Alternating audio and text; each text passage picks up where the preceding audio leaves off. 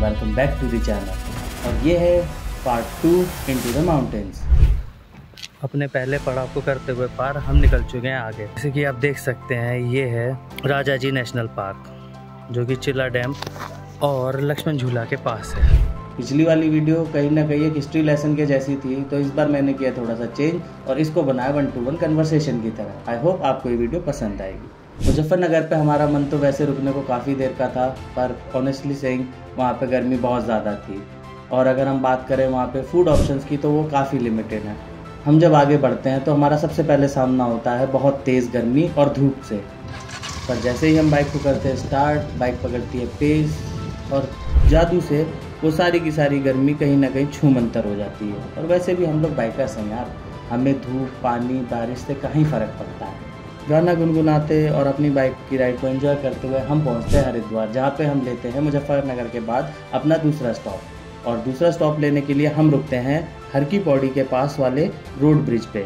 वैसे तो मेरा मन था कि उस मूर्ति के पास में ड्रोन को उड़ाया जाए, बट जैसा मुझे वहाँ के लोकल्स ने बताया कि उस पार्क के पास में है एक VIP घाट, तो वो आपको वहाँ से ड्रोन उड़ाने के लिए मना करते हैं। और उनकी बात मानकर मैं आ गया गंगा घाट के बिल्कुल स्टार्टिंग पॉइंट पे, जहाँ से मैंने लिया ये खूबसूरत सा ड्रोन शॉट।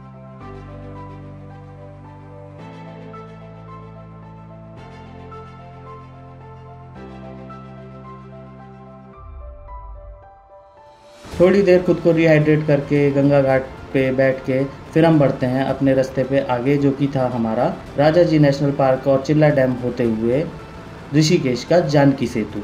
वैसे तो यहाँ पे लक्ष्मण झूला और राम झूला भी काफ़ी अच्छे ब्रिज हैं, लेकिन अगर आप बाइक से ट्रैवल कर रहे हैं तो आप कोशिश कीजिए कि आप जानकी सेतु से ही क्रॉस करें। वैसे तो मेरा मन था कि थोड़ी देर ऋषिकेश के गंगा घाट पे भी रुका जाए, लेकिन हम थोड़े से टाइट स्केड्यूल पे चल रहे थे। हमने इसको प्लान किया अगली बार के लिए और बढ़ चले आगे की ओर।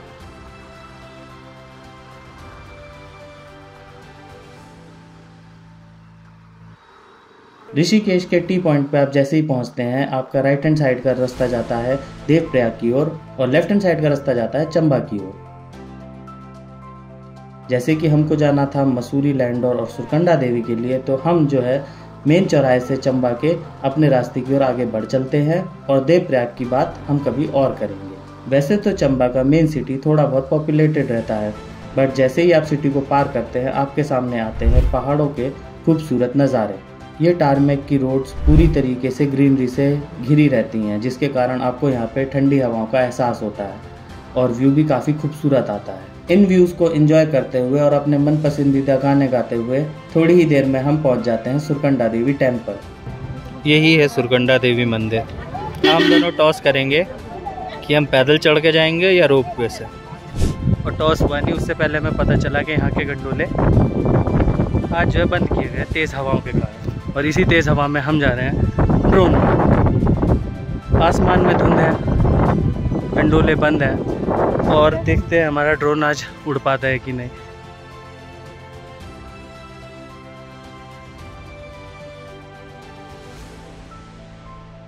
आइस कैप्ड माउंटेन्स दिखने तो बहुत मुश्किल है, क्योंकि पूरे एनवायरनमेंट में धुआं ही धुआं और धुंध है।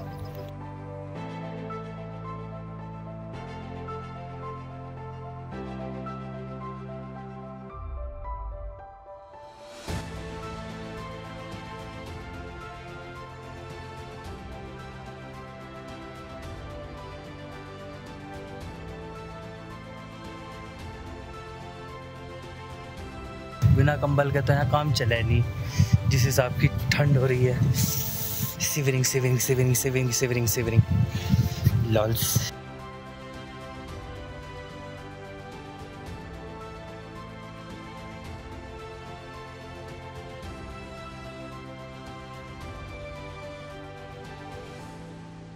सुरकंडा देवी के ट्रैक से उतरते उतरते कहीं ना कहीं शाम हो चुकी थी।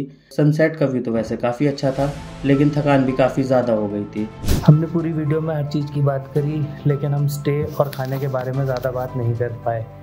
उसका कारण ये है कि ये जगह काफ़ी जो है स्टे हो या आपका फूड हो बहुत वेरी करता है। अगर आप रोड के आसपास हैं और जगह जो है ज़्यादा रेप्यूटेड नहीं है या उसकी कोई ब्रांड वैल्यू ज़्यादा नहीं है, तो आपको बहुत ही रीज़नेबल प्राइस पे मिल सकती है। लेकिन अगर वो रोड से जितना दूर होगी, जितने एल्टीट्यूड पे होगी, या उसका जो है शोशा थोड़ा ज़्यादा होगा, तो वहाँ पे चीज़ें वेरी करेंगी। इस चीज़ के अंदर आपको ये मान के चलना है कि जो भी आप लेके चलते हैं एक एवरेज बजट लेके चल सकते हैं, जो कि आपका 1000 से 2000 हो सकता है स्टे के लिए।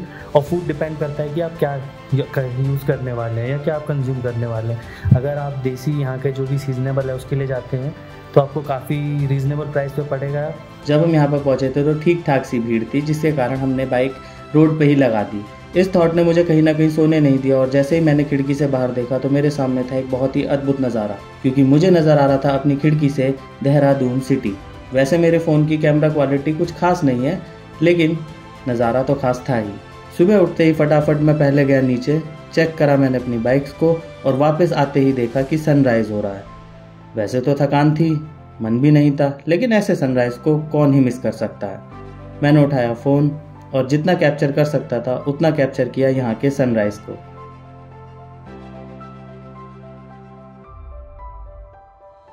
अब मौका था ब्रेकफास्ट करके आगे बढ़ने का।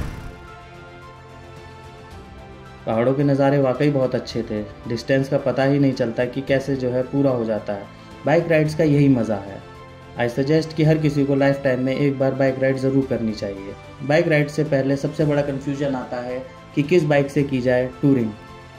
वैसे तो इंडिया में ढेर सारे ऑप्शंस हैं अगर आप देखने जाएं, बट आपके लिए कौन सी बाइक है परफेक्ट, ये डिसीजन करना है थोड़ा सा मुश्किल। बिकॉज जब आप डिटेल में देखते हैं तो आपको पता चलता है क्या तो किसी की सीट हाइट बहुत ज़्यादा है या उसकी इंजन टेक्नोलॉजी बहुत पुरानी है। इसी थॉट से आया मुझे आइडिया अपनी अपकमिंग वीडियोस का, जिसमें हम डिस्कस करेंगे top touring bikes in India by the famous Indian brands. इस थॉट को प्लान करते करते मैं सुरकंडा देवी से पहुंच जाता हूं मसूरी के आउटस्कर्ट्स में। जो बादल सुरकंडा देवी में बरसे थे वही बादल हमारा पीछा करते करते मसूरी तक आ गए थे। शायद हमने ही पूरे रास्ते हाई गर्मी इतनी ज़्यादा कर दी थी कि सूरज देवता हमसे नाराज़ हो गए थे, और हमने कहीं ना कहीं बादलों को अट्रैक्ट कर लिया था। अब वे बादल हमारे साथ हर जगह जाना चाहते थे। वो शुरू हुए थे हमारे साथ चंबा से, जहाँ पे वो हल्के हल्के हमें छांव दे रहे थे, और अभी भी ये मसूरी में हमारा पीछा नहीं छोड़ना चाहते। बारिश के कारण हमने अपने सफ़र को थोड़ी देर के लिए रोका और हम बैठ गए दोबारा से ब्रेकफास्ट करने। ब्रेकफास्ट करने के बाद हमने वहाँ का लोकल मार्केट किया विजिट, और वहाँ की स्टीप सड़कों पे बाइक चलाने में अलग ही मज़ा था। एटलीस्ट हम धूप से तो बच ही रहे थे। लाल टिब्बा का रास्ता हमें एक एपिक जर्नी की फील ऑलरेडी देने लगा था। फिर बादलों की नज़र में हम आ गए, और लुका छिपी के इस खेल में अब मजबूरी में हमें स्टे लेना था, तो हमने थोड़ी देर के लिए स्टॉप लिया 4 दुकान 24 मकान, जो कि लैंडोर का एक फेमस स्पॉट है। हम अपने प्लान स्केड्यूल के हिसाब से वापस नहीं हो पाएंगे शायद, इसलिए हमने सोचा कि इस ट्रिप को भी आगे किसी टाइम किया जाए वीकडेज़ में। और मैं आपसे भी सजेस्ट करता हूं कि अगर आप अपने ट्रिप को वाकई ब्लिसफुल और इन्जॉयबल बनाना चाहते हैं तो कोशिश कीजिए वीकडेज़ में आने की, और अगर आप वीकेंड्स में आते हैं तो आप जितने ट्रैवल स्पॉट्स को कम रखेंगे उतना ही ज़्यादा आप इन्जॉय कर पाएंगे। बिकॉज ट्रैफिक और कंजेशन के कारण वीकेंड्स में आपका बहुत सारा टाइम सिर्फ ट्रैवल में चला जाता है, और हमारा मेन पर्पस इस ट्रिप में बाइक को राइड करना था माउंटेन्स में। तो हमने हमारा यूटर्न लैंडोर से और सोचा कि थोड़ा सा टाइम मसूरी में स्पेंड किया जाए। बारिश हमारा पीछा अभी भी नहीं छोड़ना चाहती थी। जैसे ही मसूरी पहुंचे वहाँ पे भी टिप टिप पानी बरसने लगा। मसूरी में पड़ रही है टिप टिप करके बारिश, और जिस बारिश को देखकर हम लोगों का थोड़ा सा मूड ऑफ हो गया। फिर हमें दिखा देहरादून, जिसने जगाई हमारे अंदर एक नई उम्मीद कि देहरादून में इस टाइम मौसम बिल्कुल साफ़ और चकाचक है। कोशिश तो हमने की कि लाल टिब्बा हो आए, बट लाल टिब्बा में ड्रोन उड़ाना अलाउड नहीं है। तो हमने कहा कि इतनी दूर ऊपर जाके फ़ायदा क्या अगर हम ड्रोन नहीं उड़ा सकते। खैर, अब हम आगे बढ़ रहे हैं देहरादून की ओर। ई है देहरादून। अब हमारे सामने थी वाइंडिंग रोड्स जो कि देहरादून की ओर ले जा रही थी, और उन पे चलते चलते मेरी नज़र पड़ी एक स्पॉट की जिसका नाम है जॉर्ज एवरेस्ट। मैंने जैसे ही जॉर्ज एवरेस्ट का बोर्ड देखा मैंने सोचा कि इस रोड पे भी हमको जाना चाहिए। मेरे पीछे है sir George Everest base camp. अब हमारी प्लान थी कि हम देहरादून जाएं, लंच करें और अपने घर की ओर वापस चलें। हमने इस बार रास्ता हरिद्वार से न लेकर सहारनपुर की ओर से लिया, जो कि गुजरता था छुटमलपुर की वाइल्ड लाइफ और देहरादून के आउटस्कर्ट से होकर। वैसे तो यहाँ पे एक हाईवे अंडर कंस्ट्रक्शन है। वेल, इस वीडियो में यहीं तक। अगर आपको ये वीडियो पसंद आई हो तो press that like button, share with your friends जो कि अपकमिंग ट्रिप्स बाइक पे करना चाहते हैं। सब्सक्राइब टू माई चैनल क्योंकि इस पे आने वाली हैं बहुत ही अच्छी आगे वीडियोस।